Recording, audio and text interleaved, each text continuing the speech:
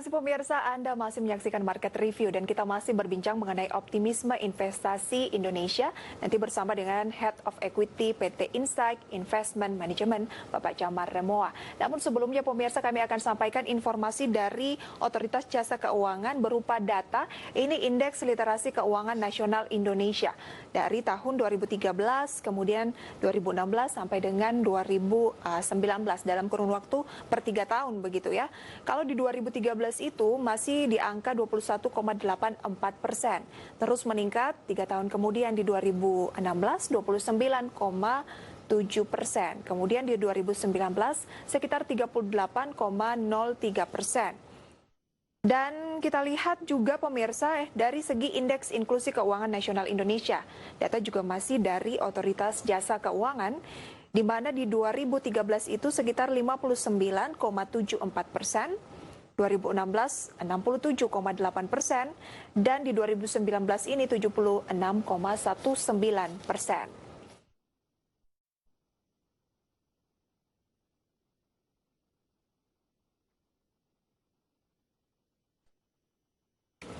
Ya, dan selanjutnya kita lihat untuk grafis tingkat literasi dan inklusi keuangan berdasarkan gender pemirsa untuk pria dan juga wanita. Kecenderungan dari pria itu lebih tinggi pemirsa, inklusinya sekitar 77,24%, sementara wanita inklusinya 75,15%. Kalau dari segi literasi 39,94% untuk pria dan wanita sekitar 36,19%.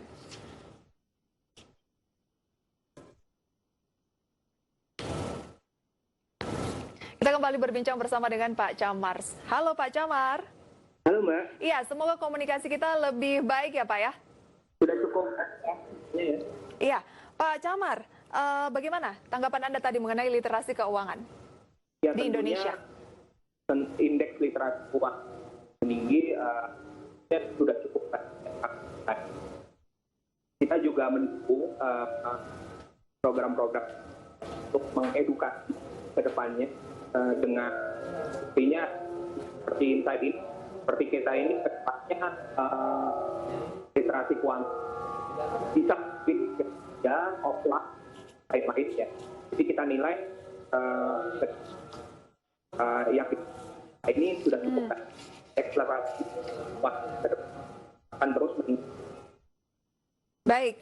Nah, Pak Chamar, ini kan untuk tentunya meningkatkan terus inklusi keuangan, literasi keuangan di Indonesia. Baru saja ada peluncuran begitu ya instrumen investasi reksadana ETF FTSE Indonesia Low Volatility Factor Index. Hari ini ya, Pak ya? Hari ini, Mbak. Iya, boleh dijelaskan sedikit, mungkin bagi yang masih awam ya, kalau berbicara mengenai reksadana ETF sendiri dibandingkan dengan mungkin instrumen investasi lain yang juga ada di pasar modal, itu perbedaannya seperti apa, Pak? Oke, baik. Sebetulnya akan di Indonesia Corporate Index itu apa? Jadi FTSE Indonesia Corporate Index itu apa kita LV merupakan salah satu indeks yang dimiliki oleh FTSE Russell sendiri, anak perusahaan dari London Stock Exchange sebagai lembaga indeks independen dan terkemuka yang sudah berdiri lebih dari 30 tahun. Nah, FTSE Russell itu memang sudah bekerja sama dengan total 350 institusi global. Nah, total aset yang menggunakan FTSE Russell sekarang sebagai benchmark dapat 15 triliun USD. Jadi, XLV sendiri merupakan indeks dengan pembobotan dasar market cap yang merepresentasikan performa market cap dan Indonesia yang memiliki faktor volatility yang lebih rendah daripada FTSE original index sendiri. Jadi saya tekankan memang faktor volatilitasnya ini lebih rendah daripada FTSE original index itu sendiri. Hasilnya 5 tahun ke belakang kita lihat total returnnya mengungguli indeks lainnya di ISG, IDX 30, LQ45 maupun MSCI Indonesia. Selain total return yang baik ke belakang, kita lihat memang FTSE Low Volatility Index ini konsisten memberikan dividend yield yang tahunnya yang lebih tinggi daripada indeksnya. Nah, untuk perbedaannya dengan reksadana konvensional, tentu saja perbedaannya kita lihat di sini reksadana dari segi harga lebih transparan, sehingga Berbeda dengan reksadana konven yang harus menunggu NAB tutup, Pak. Kalau reksadana ETF lebih fleksibel dan bertransaksi layaknya seperti biasa, real time, dan tentunya selain fleksibel dan real time, reksadana ETF juga transparan. Nah, saat ini transparansi portofolio merupakan hal yang sangat penting bagi investor. Ya, nah apa yang menjadi alasan utama pemilihan timing atau waktu peluncuran dari instrumen investasi reksadana ETF ini? Ya, kami lihat timingnya saat ini cukup bagus.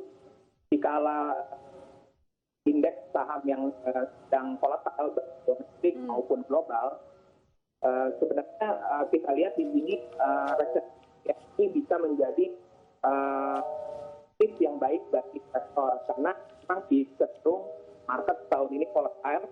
Reksadana ETF ini bisa bila kategori investor yang aktif itu bisa dijadikan karena trading ke depannya.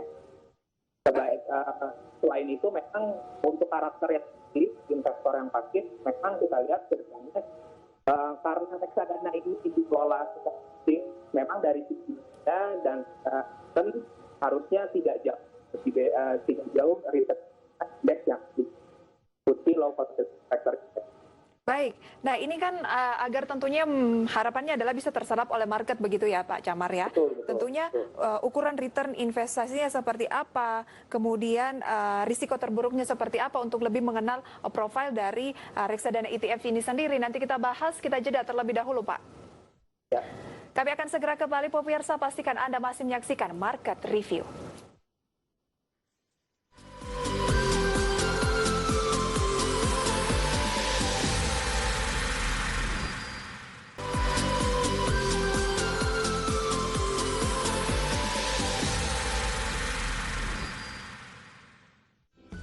Terima kasih pemirsa, Anda kembali menyaksikan Market Review dan kita masih membahas salah satu instrumen investasi yang baru saja diluncurkan pada hari ini, yaitu reksadana Index Insight ETF FTSE Indonesia Low Volatility Factor Index. Dan kita masih akan berbincang untuk membahasnya bersama dengan Pak Chamar Remoa, Head of Equity PT Insight Investments Management. Pak Chamar. Ya, halo Mbak. Iya, Pak, sejauh ini reksadana ETF ini seperti apa untuk bisa menjadi instrumen investasi yang direkomendasikan? Ya, kami lihat memang di tengah pasar yang cenderung fluktuatif, kami lihat reksadana ETF ini bisa menjadi alternatif investasi yang bagus bagi investor. Investor dapat memanfaatkan salah satu fitur unggulan produk ETF, yakni fleksibilitas dalam bertransaksi.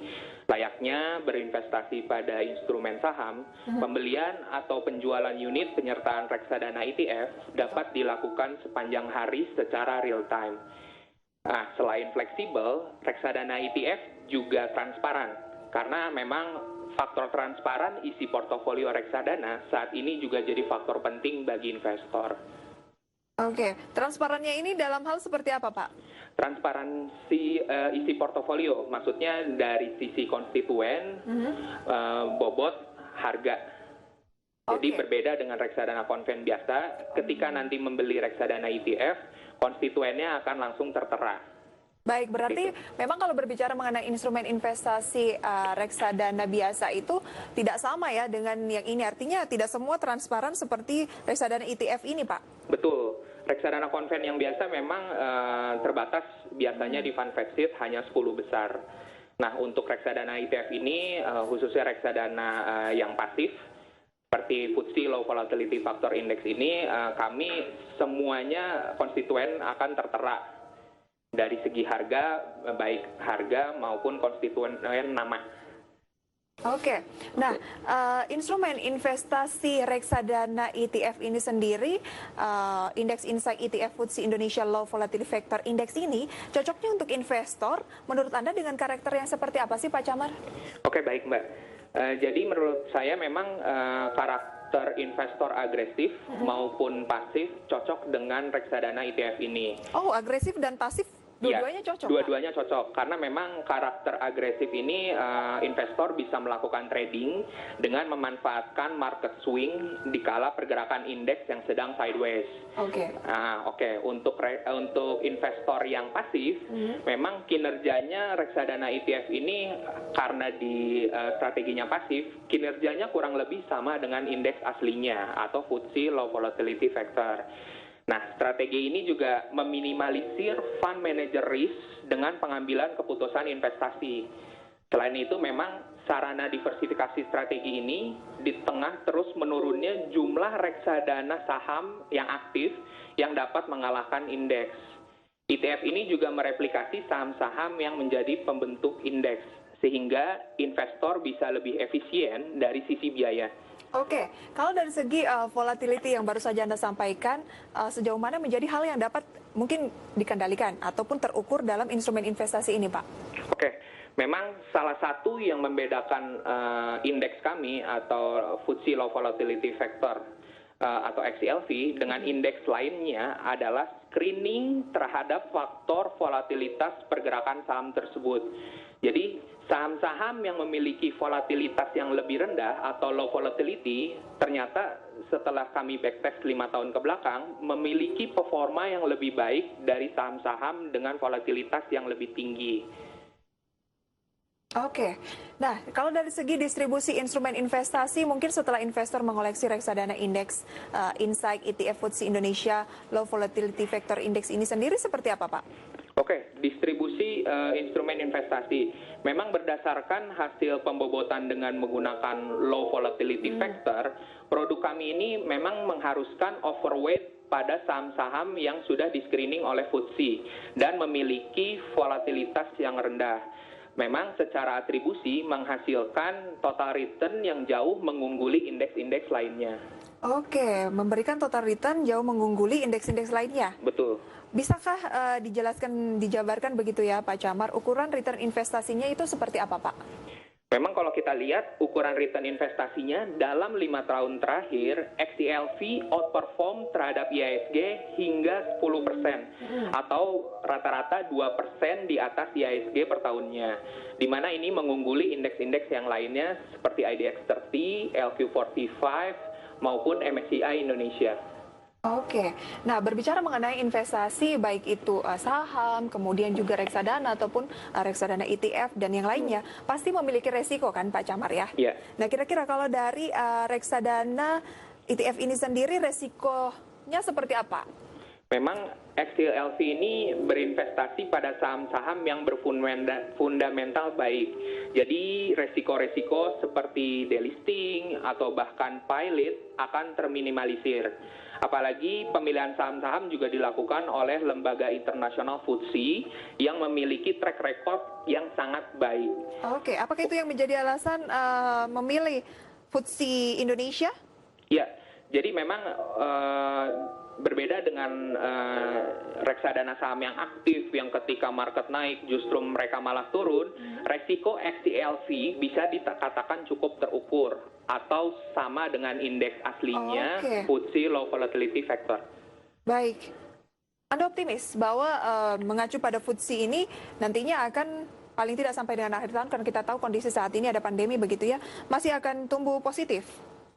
Ya, kedepannya memang pasar saham masih cukup positif kami nilai, dan volatilitas yang terjadi di market bisa menjadi opportunity yang baik untuk investor dari sisi investor yang agresif khususnya bisa untuk trading memanfaatkan market swing yang ada.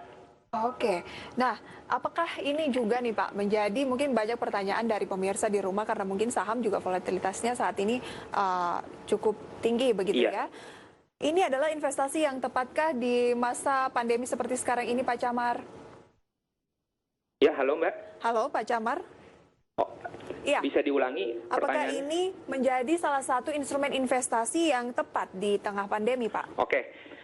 Menurut kami memang nomor satu kuncinya adalah diversifikasi. Di saat ketidakpastian yang cukup tinggi, volatilitas yang tinggi, berinvestasi pada ETF merupakan salah satu alternatif investasi yang baik untuk investor. Investor yang sudah saya sampaikan sebelumnya dapat menghasilkan capital gain di tengah volatilitas yang tinggi. Seperti yang sudah kita lihat memang bisa dapat melakukan trading di kala market swing dan pergerakannya indeks itu sedang sideways. Untuk jangka panjang juga menarik. Kenapa? Karena ketika ekonomi kembali pulih, biasanya instrumen saham bergerak lebih kencang ketimbang aset-aset lainnya, seperti setelah tahun 2008 ya. Oh, dan ini dinilai sudah masuk dalam fase mulai pulih begitu? Recovery sudah mulai terjadi. Baik. Itu. Nah, pola monitoring yang bisa dilakukan oleh investor, mungkin Pak Chamar boleh dijelaskan juga seperti apa sih kalau nantinya benar-benar sudah menjadikan reksadana ETF, Insight ETF FTSE Indonesia Low Volatility Factor Index ini sebagai instrumen investasi mereka? Oke, pola monitoring investor memang bisa dilakukan secara harian, baik pergerakan harga maupun konstituen di dalamnya. Tanpa menunggu market tutup ya, berbeda dengan reksadana konven yang biasa. Jadi memang reksadana ETF ini sangat transparan. Untuk perubahan konstituen yang dilakukan itu setelah penerbit indeks, yakni FTSE, akan mengumumkan konstituen dan bobot terbaru di dua jadwal rebalancing. Ada major rebalancing di bulan Maret dan September, dan minor rebalancing di bulan Juni dan Desember. Oke, target Pak, serapan reksadana indeks Insight ETF ini Pak, seperti apa? Memang kami menargetkan porsi jumlah dana kelolaan yang lebih tinggi pada investor institusi. Namun kami juga akan memperluas basis investor retail. Oke, jadi institusi maupun retail bisa menjadikan ini instrumen investasi, bisa memilikinya ya? Iya, betul Mbak. Karena memang NAV per UP produk kami mulai di harga 100 dan menjadi salah satu yang termurah di industri. 100 NAV per UP. Oke. Karena range saat ini di industri itu 100 sampai 1000. Harapannya kami semakin murahnya harga di pasar sekunder, semakin menarik juga bagi investor retail. Baik. Cukup dengan dana 10.000, investor retail dapat berinvestasi pada reksadana ETF kami. 10.000? 10.000. Dan pembeliannya pun semudah seperti membeli saham gitu ya? Betul. Baik, terakhir nih, sosialisasi yang dilakukan selain di IDX Channel seperti apa Pak Chamar? Ya, kegiatan pre-marketing memang sudah kami lakukan, seperti roadshow ke berbagai klien, institusi, baik existing maupun prospek, seperti dana pensiun, asuransi, yayasan, dan lain-lain. Kami juga menyasar klien retail, seperti yang tadi saya sudah jelaskan, melalui agen penjual reksadana.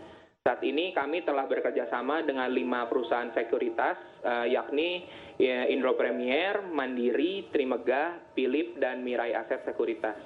Baik. Semoga sukses untuk reksadana ETF ini, Pak Chamar. Terima kasih banyak untuk sharing informasinya. Semoga selalu sehat begitu ya. Dan sampai berjumpa kembali, Pak Chamar. Ya. Terima kasih Mbak. Iya, dan jangan beranjak dari tempat Anda pemirsa, karena pembahasan dan topik menarik seputar ekonomi dan juga bisnis kita akan bahas. Kalau memang seberapa penting sih penerapan GCG dalam sebuah perusahaan seperti yang Pak Chamar tadi sudah sampaikan pemirsa, kami akan segera kembali dengan narasumber lainnya usai jeda pariwara berikut.